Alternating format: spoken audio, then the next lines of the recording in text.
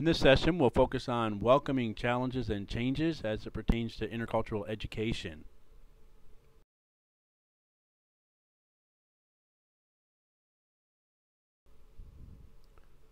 One of the challenges and changes that we need to welcome is realizing that students, their everyday realities, situating our teaching context with the students and the environment that they find themselves in, the culture that we find ourselves in, the things that are influencing our context, the environment, and then constructing the course syllabus and assignments according to those needs as well. Another thing that's good is a community analysis project assignment that would help to realize and help us to gain more of an appreciation and affiliation with the students' everyday realities.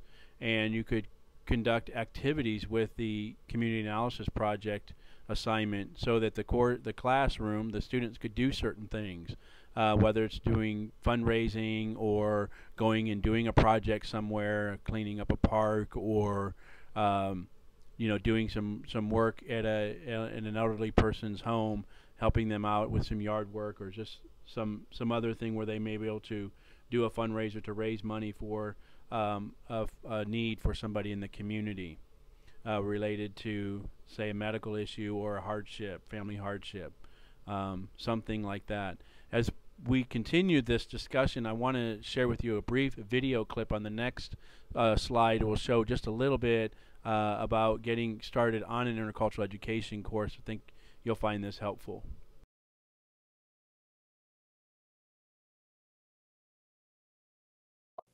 Hello, I'm Dr. Sarah Stanley, and today we're going to talk about multicultural education. It's a term we hear all the time, but what makes multicultural education different from regular education? Actually, multicultural education is regular education because it recognizes our cultural diversity. I see multicultural education is when you emphasize the benefits of each cultural groups or their ethnic background. More and more teachers and school administrators have seen that when education excludes information about our diverse heritage, it doesn't succeed. Children want and need to know about the important contributions that every culture has made to American society. Without this knowledge, many youngsters lack role models for success and lose motivation. But what makes multicultural education so controversial? On the one hand, some people believe that multicultural education distorts history by emphasizing minor events. Others say that multicultural education is divisive because it draws attention to the differences between groups rather than pulling groups together. On the other hand, many experts argue that traditional history is the distortion because it excludes important contributions made by a wide variety of cultural groups and by women.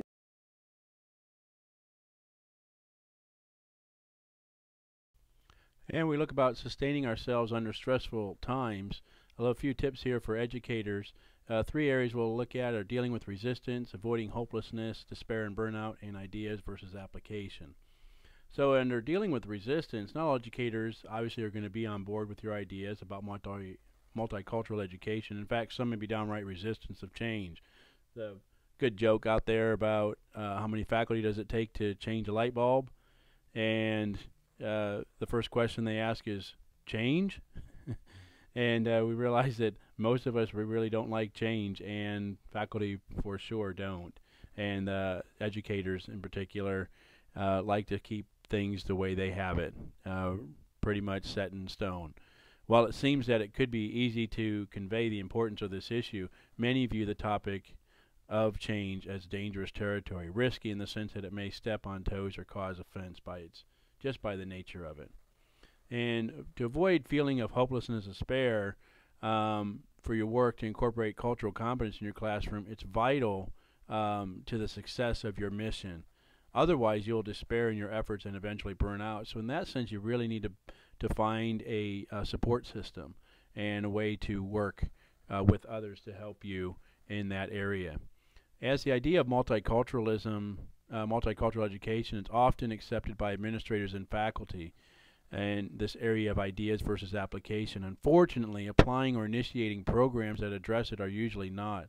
So let's look at some strategies that may assist you in your efforts, as well as some tips to keep you from burning out.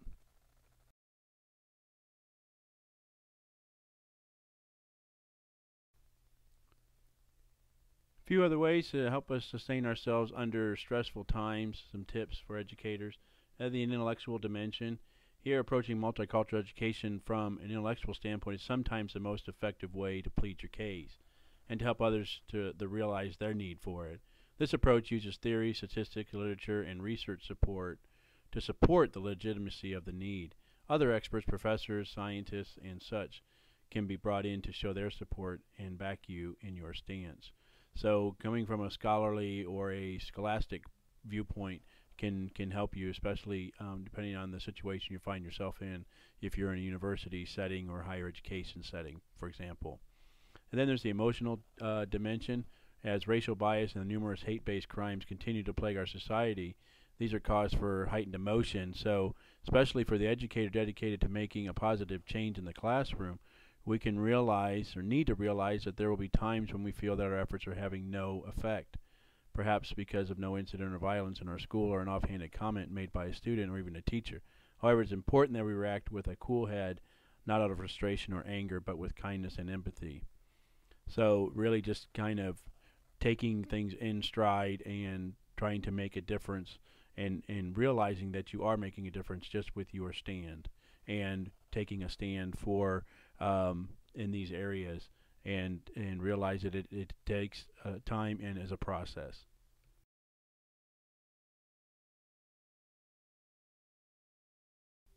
Another area is to help us sustain ourselves under stressful times is the physical dimension, and here is about being aware, rules of engagement, and an outlet.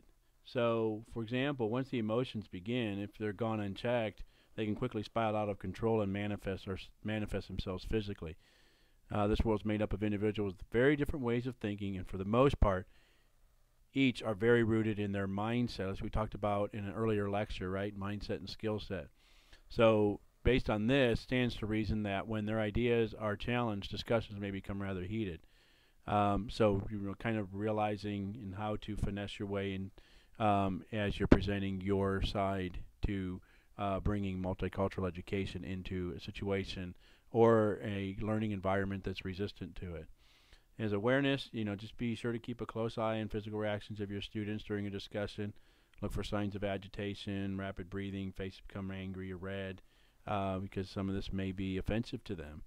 And address it beforehand. Lay out ground rules for behavior, and allowing them to voice opinions, but realize that it has to be done, civilly, and not without, offensive language and things like that can come out. So basically laying that out at the beginning of the rules of engagement, and then allowing the students to have an outlet.